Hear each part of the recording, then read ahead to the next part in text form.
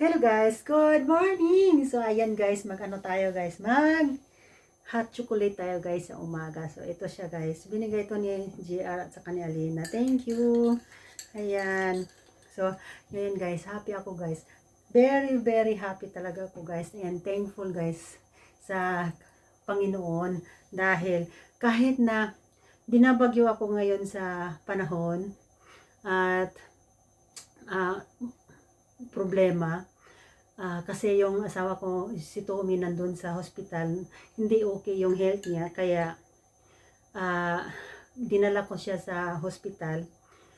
Sa kabila nun guys, grateful ako kay Lord, kay Papa God, kasi sa kabila ng bagyo ng buhay ko, napipil ko talaga yung presence na hindi talaga niya ako pinabayaan.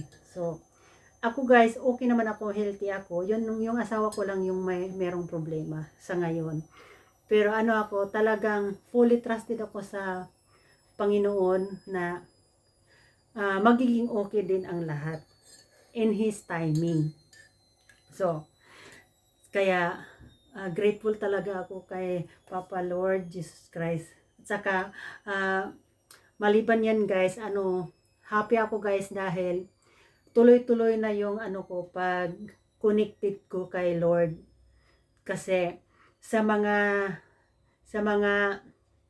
nakalipas na taon guys, uh, umabot nakagawa ako ng mali, nakagawa ko ng kasalanan na yung pangangalunya ba, at saka talaga guys, nandyan talaga yan sa Bible, yung pangangalunya, hindi talaga yan maganda. So kahit na anong rason natin guys, kahit anong rason natin sa asawa natin ganyan, kahit meron tayong valid reason sa isip natin, hindi pa rin yan okay, kasi yung valid reason lang talaga is from our God, dili gikan sa atoa guys, not from us. So hindi natin talaga hindi talaga natin sundin yung valid reason natin, kundi yung talagang kay Lord talaga. Kaya natauhan ako ganyan. So thankful talaga ako dahil naitama ko yung mali. Kahit na meron akong valid reason na gagawa ng ganyan, in the end, mali pa rin yun.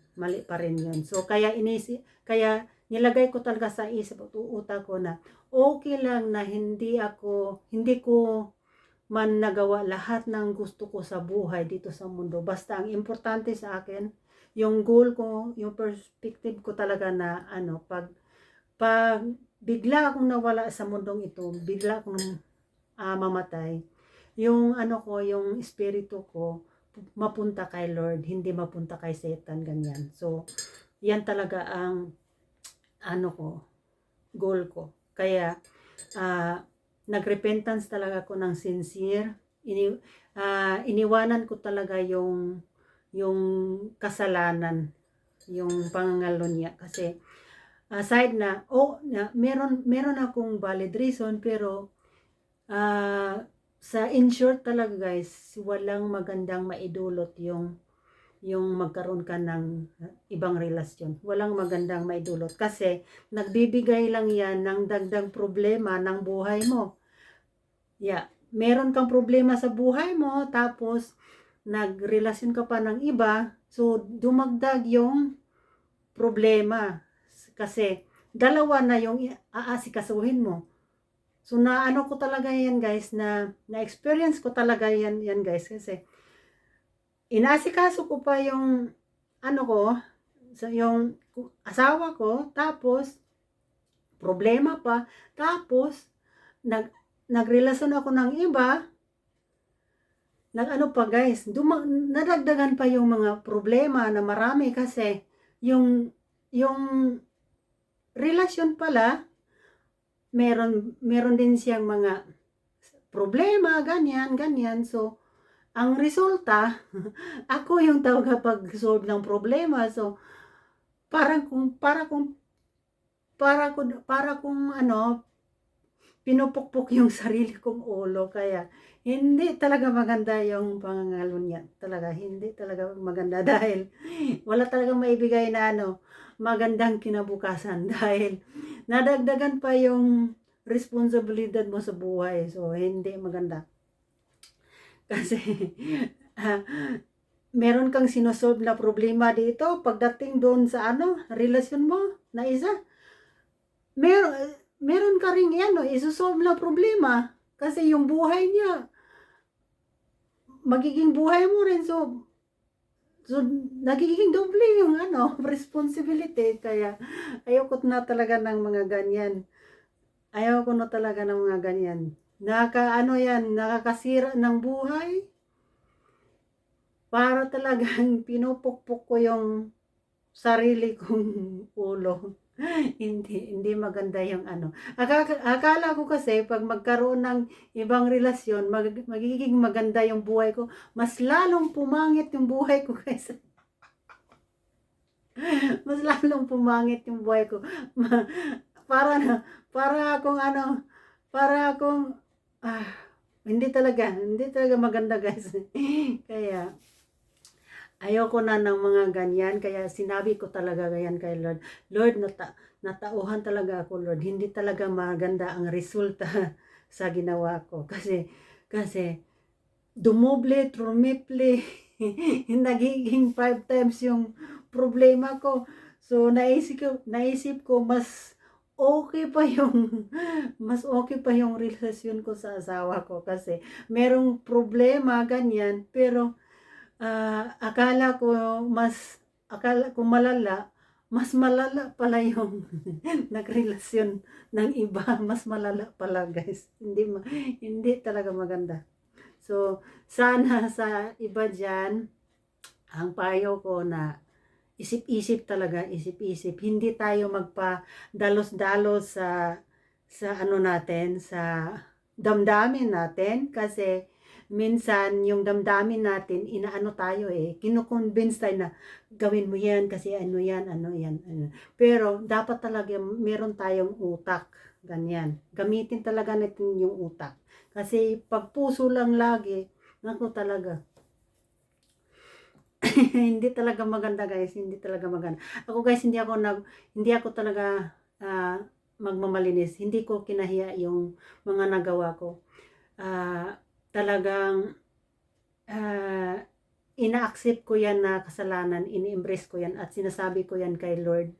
And nafe-feel ko yung presence niya, nafe-feel ko yung ni-redeem niya ako, ni-restore niya ako, ni-reborn niya ako. So ngayon guys, matatawag ko talaga yung sarili ko na nagiging reborn Christian ako guys, na ano, iniwanan ko yung mga hindi magandang mga bagay ba, yung hindi maganda, yung tulad ng pangangalo niya. hindi talaga na maano yan si Lord. Hindi siya magiging happy sa mga ganyan. Kasi si Lord alam niya yung magiging hantungan sa mga ganyan. So, pag mayroong yung mga couple problems guys, ano talaga, isip-isip ng mabuti, talagang damdamin. Tapos, kung hindi talaga mabago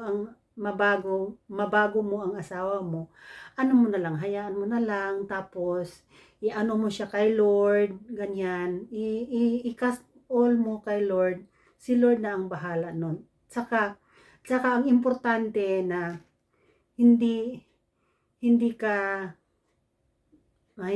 gumawa ng iba pang problema ba, kasi hindi magandang maidulot talaga, hindi.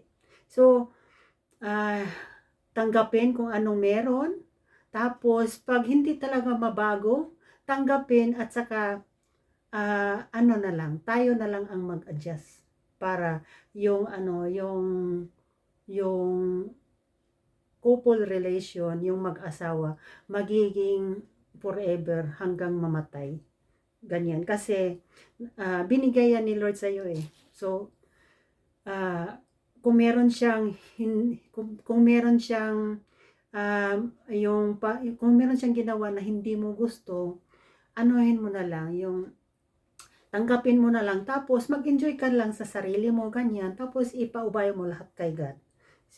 So far naman guys, kami ng ako, yung buhay ko ngayon guys, okay na, tapos kami ng asawa ko, ganyan, okay, tapos yung tinatanggap ko na talaga siya ng buong buo, ganyan. At tayo pala guys, pag hindi natin tanggap yung isang tao ng buong buo, makagawa talaga tayo ng kasalanan guys.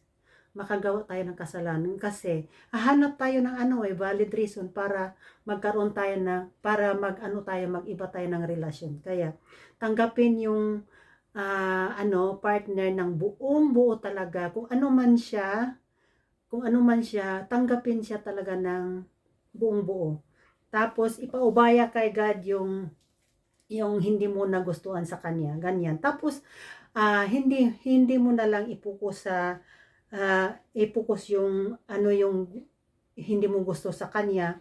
Tingnan mo na lang yung positive side niya, kasi meron naman positive side, ganyan. So yung isang negative side ng partner mo, mo na lang yan, ipaubaya mo na lang kay Lord, at saka hindi na siya gawing valid reason para magkaroon ng ibang relasyon. Kasi hindi maganda yung resulta sa pagkaroon ng ibang relasyon. Kasi may problema, meron ka ng isang problema sa sa relasyon mo, tapos dinagdagan mo pa ng isa, tapos kasi akala mo magiging okay, ganyan. Hindi, kasi mas lalong hindi maganda yung yung nirelasyon mo, kasi dinagdagan mo pa ng responsibilidad. So imbis na yung sarili mo lang yung pinupokus mo, ayun, mahatian ka na ng problema ng karelasyon mo, kaya ikaw na yung taga-solve doon sa problema niya. Kaya hindi talaga maganda guys, yung mga ganyan. Hindi talaga maganda. So, ang maganda talaga guys, yung relasyon sa Panginoon. Doon, hindi madagdagan yung problema natin guys. Kasi pag doon tayo sa tao, yung dagdag ng relasyon, guys, grabe, yung problema niya, magiging problema mo. hindi, hindi talaga maganda guys. Lalo na pagdating sa pera guys, yung problema niya, magiging problema mo, na hindi talaga maganda guys.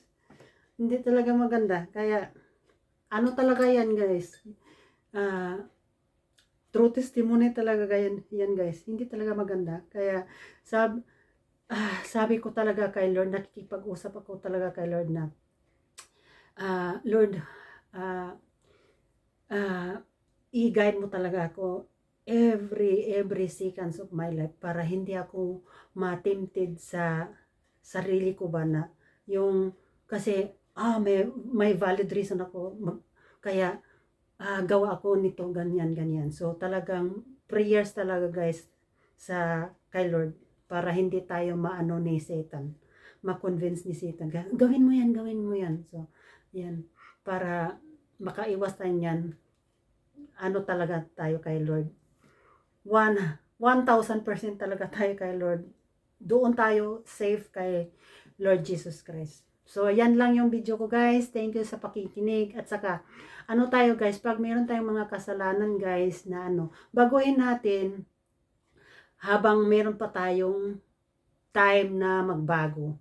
Kasi, nandyan palagi si Lord sa atin, magtanggap sa atin ng buong buo. Lilinisin ni Lord lahat ng mga ginagawa natin. Kung sa mata ng tao hindi tayo malinis, pero sa mata ng Diyos, nilinis niya tayo. So, nire-reborn niya tayo, ni-restore, ni-redeem. So, yung buhay ko is parang yung parang panghawig kay Magdalena ba. So, ano talaga, hinatak talaga ako ni Lord pabalik sa kanila. Kaya thank you talaga Lord. Thank you talaga from my heart Lord. So yung yung ano ko, yung life ko, ah, ano lang, diretso na kay Lord, hindi na yung sa yung sa mga ano pa, sa mga ibang-ibang pang bagay diyan na nakakasira sa buhay ko. Kasi naisip ko lang na yung buhay ko binigay ni Lord sa akin, tapos sinisira ko. Kaya hindi hindi tama yung ginawa ko.